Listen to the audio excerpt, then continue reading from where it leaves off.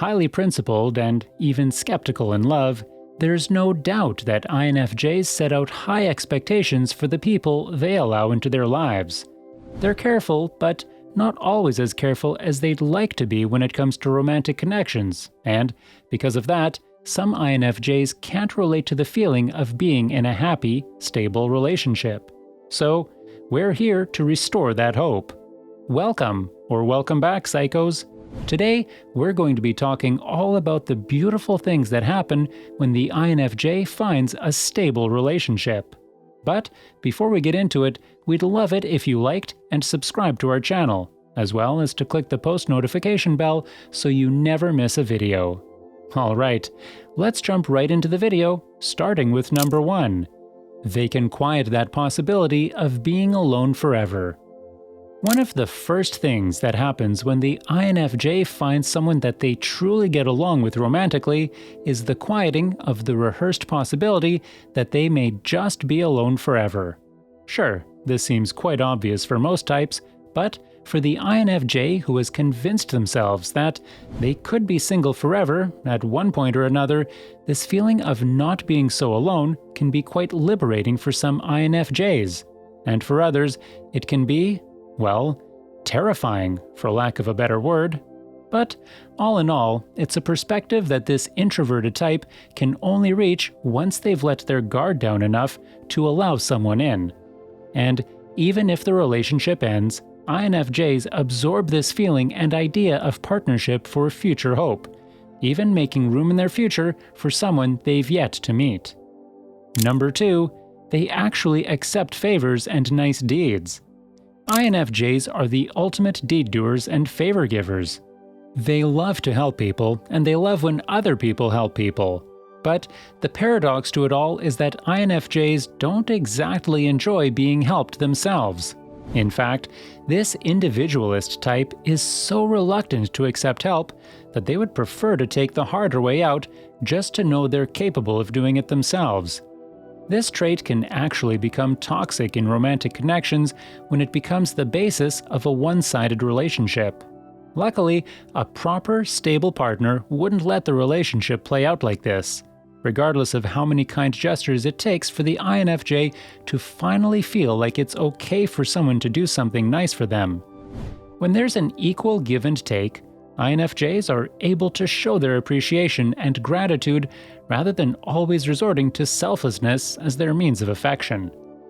Number 3, they finally feel like they can argue properly. Like a calm river, INFJs love when their surroundings are in flow, steady and peaceful. They're not keen on stagnancy, and they can easily become overwhelmed by choppy water. This is most particularly when it comes to the relationships they have in life. INFJs never want to be the pot stirrer of a situation and truly try their best to be the mediator before any pots get stirred. Unfortunately, when it comes to romantic connections, a continuous peaceful flow may be too much to ask. In fact, INFJs have been known for their passiveness when it comes to arguments and disagreements in romantic relationships, but only because they feel like their viewpoints are being listened to solely for the reason of being challenged. This may make it seem like INFJs are conflict avoiding, when in reality, this stereotypical listener is all about hearing other people's viewpoints to discuss. And so, when an INFJ finally feels stable in a connection, they don't hesitate speaking their mind, discussing things that they disagree with, and finding ways to meet their partner in the middle. Number 4, they can do all the couple things they've imagined. INFJs have a great idea of what a stable relationship is supposed to look like because that's the only kind of relationship they long for in life.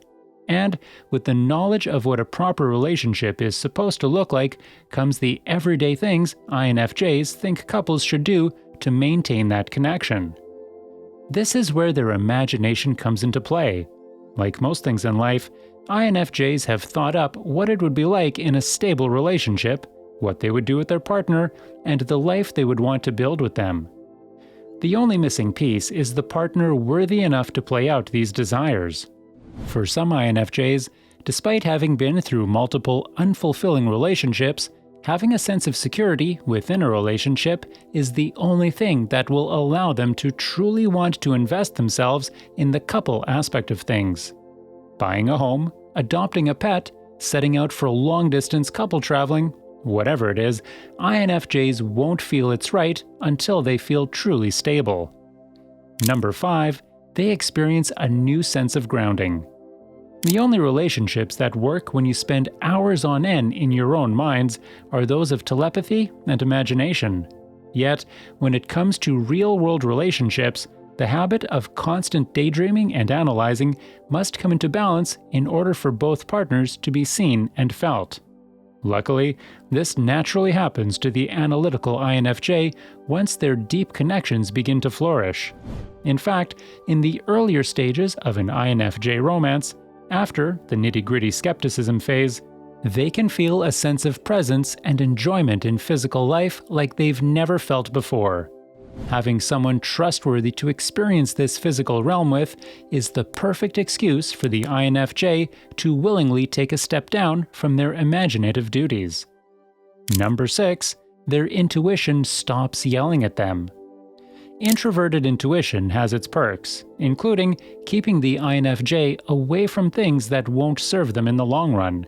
But despite the INFJ's intuitive efforts, some people with this stubborn type will go against their inner feelings for the sake of their rose-colored glasses.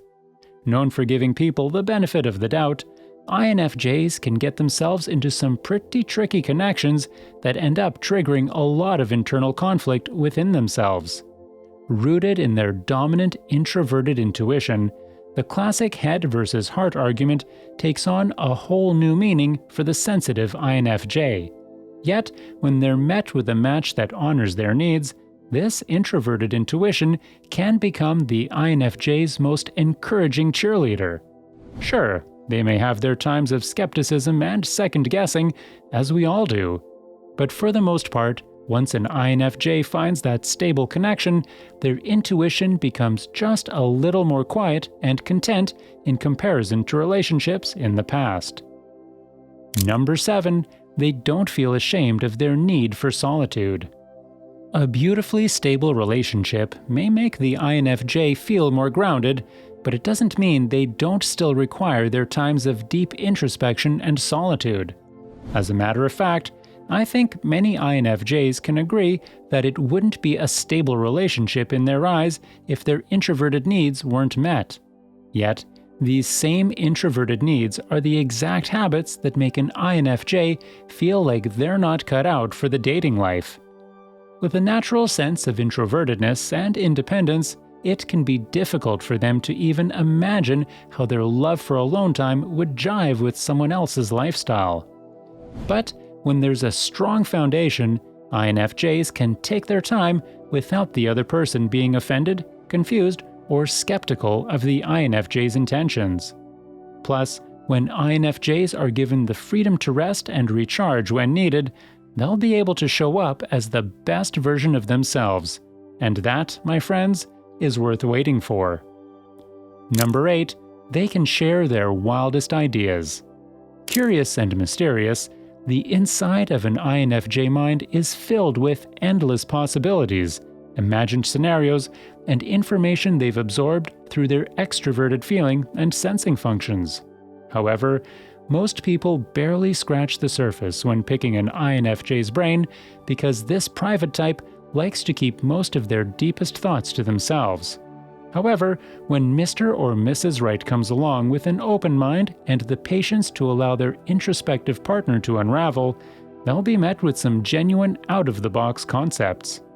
Although most INFJs will test the waters with a few contained ideas first, after analyzing their partner's reaction, slowly they will begin unleashing the very ideas they thought they would never share.